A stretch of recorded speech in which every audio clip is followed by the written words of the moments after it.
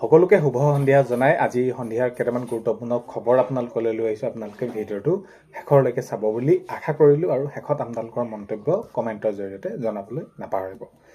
প্ৰথমটো খবৰ যদি চাওঁ তেনেহ'লে মঙলদৈত নিশা পিষ্টলধাৰী যুৱকৰ তাণ্ডৱ।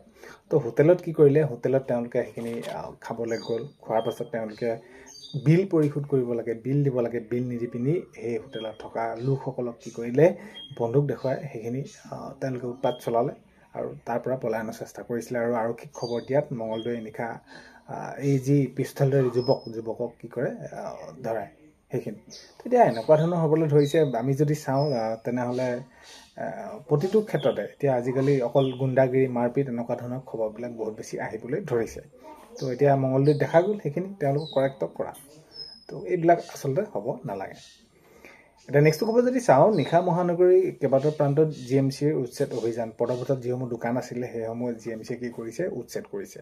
আৰু উচ্ছেদ বিভাগে কৰিছে যে যিহেতু যান জঁটৰ অসুবিধা হয় বা বেলেগ অন্য ধৰণৰ সমস্যা হয়, তো এইখিনিক লৈ তেওঁলোকে জনাইছে। আৰু এতিয়া আমি যদি চাওঁ তেনেহ'লে নিশা মহানগৰীত কেইবাটাও প্ৰান্তত GMCSৰ অভিযান, সেইখিনি তেওঁলোকে অভিযান কৰি কেইবাখনো দোকান পোহাৰ সেইখিনি তেওঁলোকে ভাঙে, উচ্ছেদ কৰে। আৰু তাৰপিছত দেখা গৈছে যিসকলৰ দোকান সেইখিনি নষ্ট কৰিছে আৰু নষ্ট কৰাৰ পিছত সেইখিনি দেখা গৈছে তেওঁলোকৰ কি হৈছে যে কিয় ক্ষয়ক্ষতি হ'ল, বা তেওঁলোকে সেই যে দোকানখন দি পিনি তেওঁলোক চলি আছিলে এইখিনিক লৈ তেওঁলোকে মন্তব্য কৰিছে যে যিহেতু আমি এতিয়া BJP চৰকাৰক আনিলোঁ বা জিকালোঁ, এতিয়া প্ৰশাসনে আমাক কিয় এইটো মাধমাৰ দিলে। তো এনেদৰে কৈছে, কাৰণ কি এইটোৱে আমাৰ জীৱিকা, আমি পৰিয়াল পোহপাল দি আছোঁ। তো ইয়াক লৈ তেওঁলোকে দোকানীসকলে, ব্যৱসায়ীসকলে এনেদৰে মন্তব্য কৰা দেখা গৈছে। আৰু নিশা মহানগৰীত কেইবাটাও প্ৰান্তত GMCৰ উচ্ছেদ অভিযান, পদপথত যিসমূহ দোকান আছিলে। এতিয়া নেক্সটটো খবৰ যদি আমি চাওঁ তেনেহ'লে আজিৰ পৰা আৰম্ভ হ'ল জুবিন গাৰ্গৰ হত্যাৰ বিচাৰ প্ৰক্ৰিয়া। যিসকলে সাক্ষী দিছিলে, এতিয়া জুবিন গাৰ্গৰ যিটো ঘটনা হৈ গ'ল, আমি সকলোৱে কল্পনা কৰিলেও সেইটো একদম একেবাৰে আমি যিটো কল্পনাও কৰিব নোৱাৰোঁ তেনেকৈ যে জুবিন গাৰ্গৰ মৃত্যু হ'ব। বা এই যি জুবিন গাৰ্গৰ বিচাৰ প্ৰক্ৰিয়া সেইখিনি ফাৰ্ষ্ট ট্ৰেক আদালতত এতিয়া সেইখিনি হৈছে আৰু আজিৰ পৰা আৰম্ভ হ'ল। তো ইয়াক লৈ সাক্ষীসকলে দিব আৰু সাক্ষীসকলে দিছে। তো এইখিনি ক্ষেত্ৰত আগন্তুক সময়ত গম পোৱা যাব। আমি এটাই বিচাৰি আছোঁ যে কি যি দোষী আছে দোষীয়ে শাস্তি পাব লাগে আৰু কঠোৰতম শাস্তি পাব লাগে, মুঠৰ ওপৰত ন্যায় পাব লাগে। এইটোৱে আমি সকলোৱে আমি বিচাৰি আছোঁ।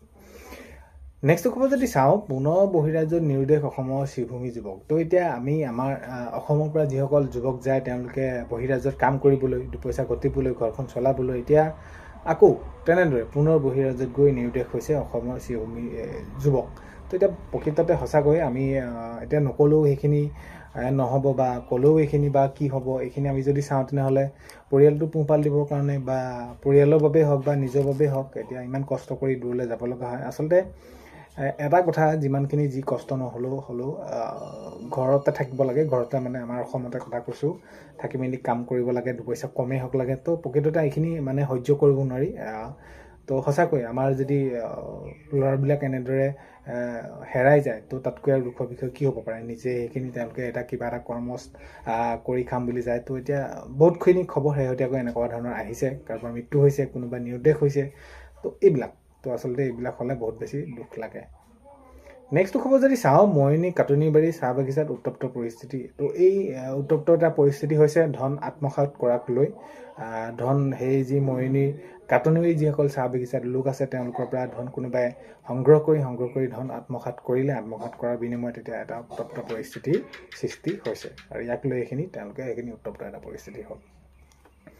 নেক্সটটো খবৰ যদি চাওঁ, চৰকাৰী ৰেচন কাৰ্ড যদি আপোনালোকৰ আছে তেনেহ'লে আপোনালোকে চিন্তা কৰি আছিলে যে কি হ'ব কি নহ'ব। এতিয়া আপোনালোকে এটা কথা মন কৰিব, বহুতো লোকৰ চৰকাৰী যি ৰেচন কাৰ্ডখন আছে, আধাৰ লিংকটো হোৱা নাই, বহুতো মানুহৰ হোৱা নাই। এতিয়া আপোনালোকৰ যদি আধাৰ লিংক নহয় তেনেহ'লে বহুতখিনি আপোনালোকৰ অসুবিধা হ'ব। তো আপোনালোকে আধাৰ লিংকটো কৰি ল'ব আৰু এইখিনি হয়তো আপোনালোকৰ সেইখিনি কণ্ট্ৰলৰ ফালৰ পৰা জনাইছে আৰু আধাৰ লিংক আপোনালোকে অতি সোনকালে কৰি ল'ব লাগিব, নহ'লে আপোনালোকে যিসমূহ আগন্তুক আহিব লগা সুবিধা আছে একো নাপাব। আৰু বিশেষকৈ যদি আমি চাওঁ তেনেহ'লে আগষ্টৰ পৰা আকৌ যি সুলভ মূল্যত দিয়া চেনি, দাইল, নিমখ এইখিনি সকলোখিনি দিয়াৰ কথা মাননীয় মুখ্যমন্ত্ৰী মহোদয়ে ইতিমধ্যে আগবঢ়াইছে আৰু আগষ্টৰ পৰা সেইখিনি সকলো পাব। নেক্সটটো খবৰ যদি চাওঁ উচ্ছেদ প্ৰক্ৰিয়া এইখিনি সোনকালে চলিব। যি সময়ত আমি ঠাইত উচ্ছেদ প্ৰক্ৰিয়া কৰিম বুলি কৈছিলোঁ সেইখিনি উচ্ছেদ প্ৰক্ৰিয়া সকলো ঠাইতে হ'বই, আৰু উচ্ছেদ কৰাক লৈ আমি কোনো ধৰণৰ কম্প্ৰমাইজ নকৰোঁ। মুঠৰ ওপৰত উচ্ছেদ হ'বই, আৰু আমি 1 ইঞ্চি মাটি থকালৈকে যিয়ে অবৈধভাৱে দখল কৰি আছে সেই মাটিখিনি আমি উচ্ছেদ কৰিমেই, সেইখিনি মাননীয় মুখ্যমন্ত্ৰী মহোদয়ে জনাইছে।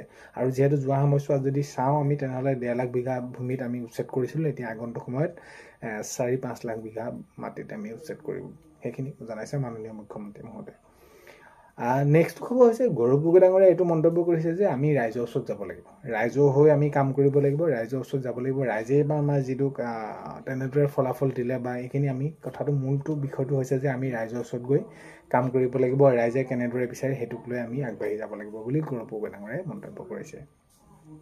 নেক্সট খবৰ যদি চাওঁ, গুৱাহাটী মহানগৰীত একাংশ হিন্দীভাষীৰ চৰম উদ্ভণ্ডালি। এতিয়া গুৱাহাটীত যিটো ঘটনা হৈ গ'ল, তো এইখিনি কাৰো বিশেষ বহলাই কৰাৰ প্ৰয়োজন নাই। আপোনালোকে ঘটনাসমূহ শুনিছে যে অসমীয়াক লৈ খিলঞ্জীয়া লোকসকলক লৈ গৌৰৱধ্বনি, তো এই এনেকুৱা ধৰণৰ এটা পৰিস্থিতি এতিয়া হৈছে, আৰু ইয়াক লৈ এতিয়া গুৱাহাটীত বা সমগ্ৰ অসমতে এতিয়া কি হৈ আছে, অলপমান হুলস্থলীয়া এটা পৰিৱেশ হৈ আছে। গুৱাহাটী মহানগৰীত এতিয়া একাংশ হিন্দীভাষীৰ চৰম উদ্ভণ্ডালি পৰিস্থিতিৰ সৃষ্টি কৰিছে তেওঁলোকে।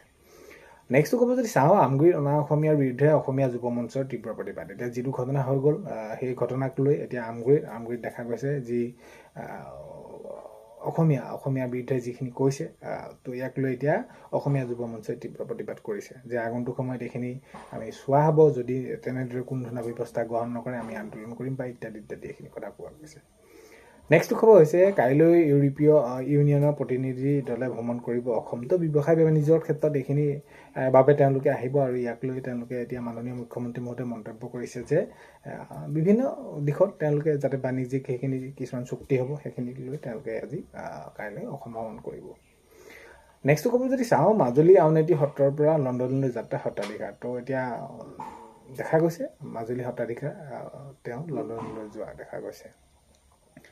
নেক্সটটো ক'ব যদি চাওঁ, বিধায়ক ৰমাকান্ত দেউৰীৰ মৰিগাঁও বাসগৃহত CBI অভিযান। মীন বিভাগৰ যি কেলেংকাৰী ওলোৱাৰ পাছত এতিয়া যিখিনি ঘটনা হ'ল, যেনেদৰে ওলালে, এতিয়া তাক লৈ পিনি সেইখিনি CID অভিযান চলাইছে, আৰু বিধায়ক ৰমাকান্ত দেউৰী মৰিগাঁৱত বাসগৃহত CID অভিযান। মীন বিভাগে এইখিনি যি কেলেংকাৰী আছিলে সেইখিনিক লৈ অভিযান চলোৱা দেখা গৈছে।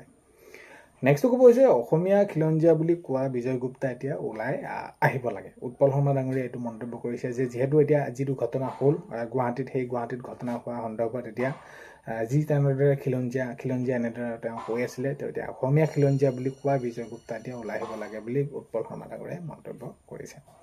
নেক্সটটো ক'ব যদি যাওঁ, বিহাৰী সম্প্ৰদায়ৰ লোকে থলুৱা অসমীয়া আক্ৰমণ ঘটনাক লৈ বসন্ত গগৈ ক্ষোভ টাইম ছাত্ৰ সন্থা। তো তেওঁলোকে জনাইছে যে যিটো আমাৰ খিলঞ্জীয়া লোকসকলক যি কৰিলে বা যেনেদৰে ক'লে, ইয়াক লৈ তেওঁলোকে ক্ষোভ প্ৰকাশ কৰা দেখা গৈছে। আজি 8 জুনৰ সন্ধিয়া খবৰ এইকেইটাই আপোনালোকক জনালোঁ। ভিডিঅ'টো আপোনালোকে শেষলৈকে চোৱাৰ বাবে বহুতেই বেছি ধন্যবাদ, আৰু এইখিনিতে আপোনালোকক এটা অনুৰোধ কৰিম, চেনেলটোলৈ যদি আপোনালোক নতুনকৈ আহিছে ছাবস্ক্ৰাইব কৰাৰ লগতে কাষতে থকা বেল আইকনটো প্ৰেছ কৰি অল কৰি থ'ব, যাতে নতুন এটা ভিডিঅ' দিয়াৰ লগে লগে আপোনালোকে আগতীয়াকৈ চাবলৈ পায়। আজিলৈ ইমানেই, অন্য এটা ভিডিঅ' এটা লগ পোৱাৰ